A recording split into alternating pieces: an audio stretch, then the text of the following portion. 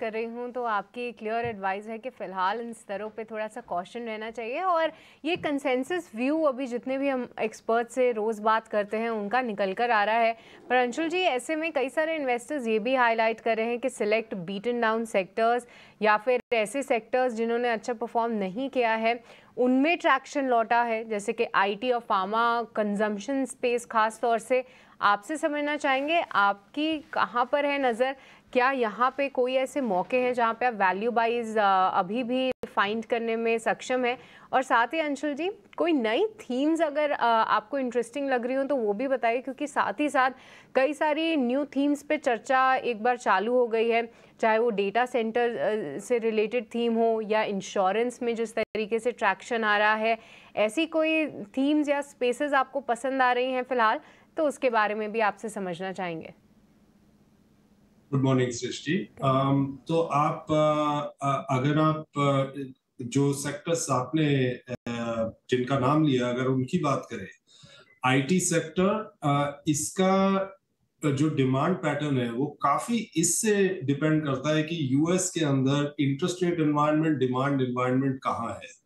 और पिछले क्वार्टर में हमने ये देखा थोड़ा सा ग्रीन शूट्स आईटी सेक्टर में दिखने लगे। कंपनीज ने अपनी एक्सपेक्टेशंस को बाय एंड लार्ज बीट किया और उनकी कमेंट्री की ऑर्डर बुक से रेवेन्यू में कन्वर्जन हमारा काफी अच्छा रहेगा आगे चल के, वो कमेंट्री जो उनकी थी वो पॉजिटिव थी। इससे ऐसा लगता है कि आईटी सेक्टर में मोर और लेस हमने अर्निंग्स बॉटम देख लिया है और यहाँ से अर्निंग्स टेलविंड्स आएंगी। और अगर अर्निंग्स टेलविंड्स आएंगी तो स्टॉक्स को डेफिनेटली सपोर्ट मिलेगा। बाय एंड लार्ज हमें ये आईटी में दिखता है। एफएमसीजी भी पिछले 4 साल देख लीजिए आप, मोटा मोटा उसने कंसोलिडेट किया, उस सेक्टर में कहीं नहीं गया है। और इस वजह से भी हमें ये लगता है कि एफएमसीजी के अंदर बॉटम हो चुका है। और अगर आप रूरल इकोनॉमी को भी देखें, जो कि पिछले 3-4 साल में वीक थी, वो अभी टर्न अराउंड कर रही है। कंपनी आफ्टर कंपनी ने ये कहा है कि रूरल इकोनॉमी में हमें टर्न दिखता है। इन दोनों चीजों को अगर साथ में ले कि अर्निंग्स में टेलमेंट है, दूसरी तरफ वैल्यूएशंस पिछले 4 साल का कंसोलिडेशन है, तो एफएमसीजी में भी हमें इंटरेस्टिंग अपॉर्चुनिटीज दिखती है।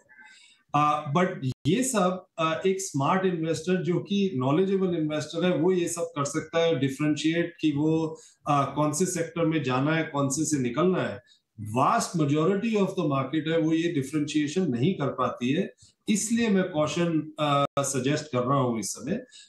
बट अगर आप स्मार्ट इन्वेस्टर हैं, ऑफ कोर्स आप किसी भी मार्केट में अपॉर्चुनिटी ढूंढ सकते हैं। मेरा एक कहना है कि bear market is a narrow bull market.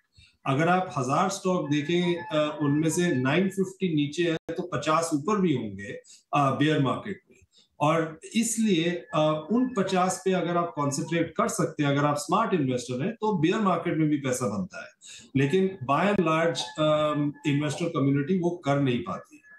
आपने एक और सवाल पूछा कि कौन से इंटरेस्टिंग सेक्टर हमें आगे चल के दिखते हैं। हमें ये लगता है कि लॉजिस्टिक्स एक इंटरेस्टिंग सेक्टर है, हमें लगता है एथेनॉल एक इंटरेस्टिंग सेक्टर है, डिफेंस ऑफ कोर्स इंटरेस्टिंग है, डिफेंस मैन्युफैक्चरिंग इन जनरल और कैपिटल गुड्स ये इंटरेस्टिंग सेक्टर्स हैं। इस समय बैंकिंग भी इंटरेस्टिंग है क्योंकि उसमें काफी कंसोलिडेशन हो गया है और वैल्यूएशंस रीजनेबल है, इवन दो वो थोड़ा ओवर ओन्ड सेक्टर है, बट वहां पे भी अपॉर्चुनिटीज, स्पेसिफिक अपॉर्चुनिटीज मिलेंगी। और जो रूरल लिंक्ड कंजम्पशन स्टोरीज है, हमें लगता है कि वहां पे भी पिछले 3-4 साल में काफी कंसोलिडेशन हुआ है और यहाँ से अगले 2-3 साल उस स्पेस के लिए काफी इंटरेस्टिंग रह सकते हैं। ये कुछ अपॉर्चुनिटीज हैं जो कि हमें दिखती हैं आगे चल के। ऑलराइट।